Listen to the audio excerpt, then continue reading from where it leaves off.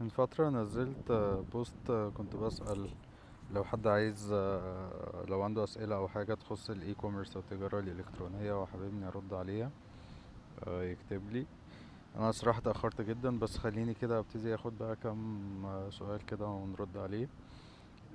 طيب، أول سؤال من أحمد بيقول: كتير من اللي بيشوفك يا خيري لسه شباب أو حد ما عندوش خبرة ولا في الماركتينج ولا مع بادجت، رجاء إنك تمسك سيناريو ده وتجاوب عليه. شاب مصري ما عندوش بادجت بس عنده وقت وطاقة، يعمل ايه عشان يقدر يحقق دخل لنفسه بعد سنة من التعلم؟ مثلا يبدأ يتعلم ماركتينج من مكان كذا وكذا، ويشتغل افيليت مع كذا وكذا، ويتعلم يعمل ستور وصفحات هبوط من كذا وكذا، وشوية نصائح عن التسعير، اختيار المنتج، السوق اللي يبدأ فيه، والبادجت اللي ممكن يجمعه.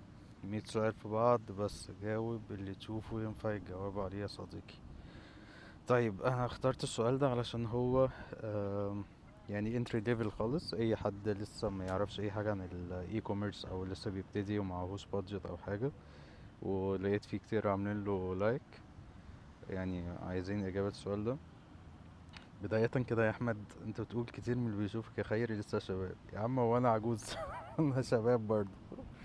المهم خلينا كده نجاوب واحدة واحدة. بص، لو حد لسه ما بدأش، ما عندوش اي خبرة في اي حاجة في التجارة الإلكترونية، فأنا أنصحه يبتدي بأسهل حاجة. إيه هي؟ يختار السوق المصري. السوق المصري على فكرة كويس جدا، احنا عددنا كبير جدا، المصريين عددهم كبير جدا، وفي الناس فعلا بتشتري بطريقة صعبة جدا. يعني في مصر لسه الماركت يعني لسه ما حصلوش ساتوريشن، والناس فعلا بتشتري بكميات كبيرة جدا. طيب، واحد معهوش بادجت مش هينفع تروح تشتري بضاعة وتبيعها.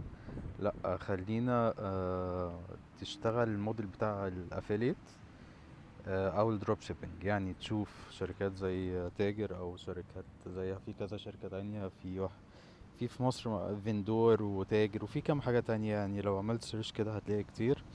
تبتدي بس تاخد منهم منتجات. فكرة الدروب شيبينج اللي انت تبيع المنتج من غير ما تشتريه في الاول، ولما يجي سيل او حد يجي يطلبه منك بترفع الاوردر للشركة الدروب شيبينج دي، وهي اللي بتوصل الاوردر على طول. يعني لسه حاجة مثلا هم عارضينها ب100 جنيه، انت تبيعها ب150 جنيه مثلا، تاخد ال50 جنيه الربح بتاعتك، وال100 جنيه ترجع للشركة اللي هي بتوفر المنتج واللي بتوصله. دي فكرة مبسطة جدا. طيب، هتعمل الموضوع ده ازاي او هتشتغل في الموضوع ده ازاي؟